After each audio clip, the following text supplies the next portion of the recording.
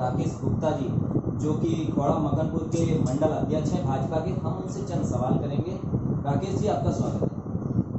स्वागत है आपका भी, बहुत बहुत धन्यवाद, आप यहाँ पर आए हमारे पास। राकेश जी, जैसा कि आप देख रहे हैं, इस लॉकडाउन की स्थिति में निम्न वर्ग बहुत ज़्यादा परेशान है, तो इन लोगों की मदद के लिए आपने क्या कदम उठाए हैं? माननीय प्रधानमंत्री ने 22 तारीख को जनता कर्फ्यू घोषणा करी थी। उसके बाद 24 तारीख को संपूर्ण देश में लॉकडाउन की घोषणा के बाद जी 25 और 26 में जी हम लोग शांति से बैठे थे। जो उन्होंने संगठन के जो निर्देश थे कि संगठन का प्रत्येक कार्यकर्ता देश के लोगों की, समाज के लोगों की, अपने निकट के लोगों की मदद करेगा जी, उसी को मद्देनजर रखते हुए हम लोग 26 तारीख से ही अपने काम पे लग गए थे। जी जैसे कि हमारे पास सूचना आई थी कि 40-50 परिवार जो हैं उन्हें कुछ राशन की आवश्यकता है। 26 तारीख को हमने उन्हें राशन मुहैया कराया और 27 तारीख को अपने यहाँ भी भोजन की व्यवस्था करवाई और कई जगह पर अपने मंडल में भोजन की व्यवस्था करवाई। जैसा कि आपको जानकर आश्चर्य होगा कि संपूर्ण देश में जी भारतीय जनता पार्टी और भारतीय जनता पार्टी विचार के लोगों ने इतनी अधिक मदद करी है कि जितना उनका अपना कब्जा नहीं था उससे ज़्यादा उन लोगों ने मदद की, जनता की, और जो कि आज भी निरंतर जारी है।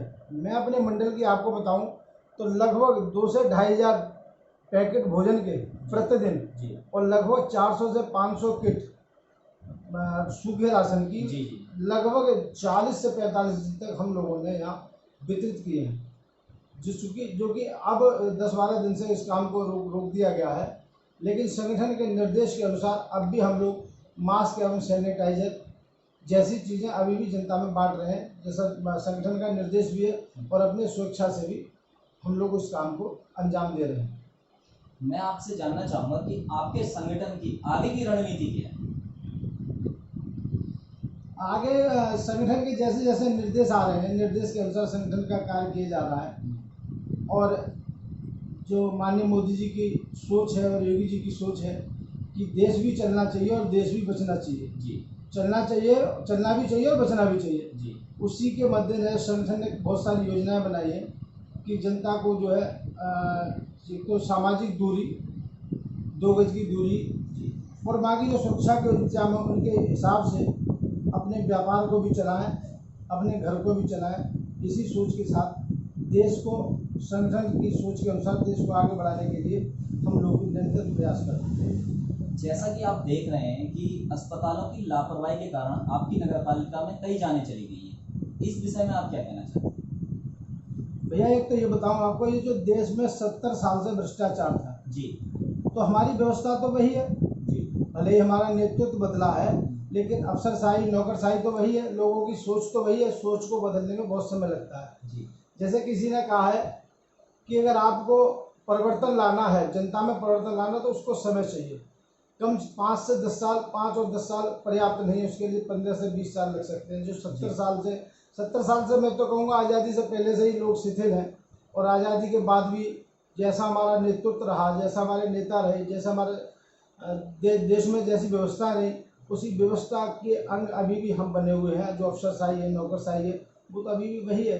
तो उस नौकरशाही की बदौलत ये दिन हमें देखने पड़ रहे हैं। जो आज खौड़ा में, ये स्थिति खौड़ा की नहीं है, संपूर्ण देश की लगभग ऐसी स्थिति है कि अफसरशाही कंट्रोल में नहीं। जैसा कि आप जानते हैं, ये मौतें अस्पतालों की लापरवाही से हुई है। उसी संदर्भ में खौड़ा की जनता एक अस्पताल की मांग करती है, इस बारे में आप लोग क्या कदम उठा रहे हैं?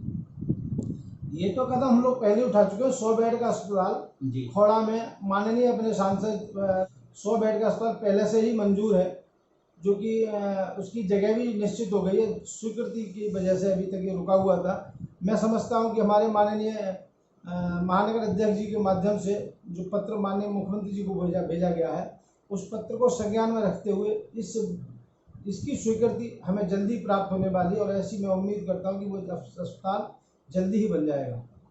हमारे चैनल के माध्यम से आप जनता से क्या अपील करना चाहेंगे?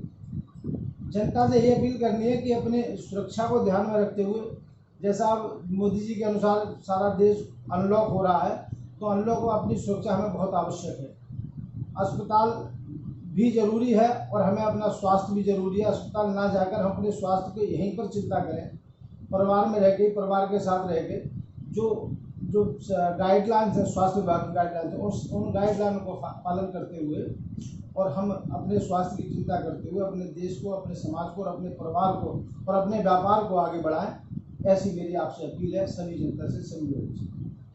ये हमारे साथ थे राकेश गुप्ता जी। मैं सुनील कुमार प्रजापति, कैमरा पर्सन खास के साथ।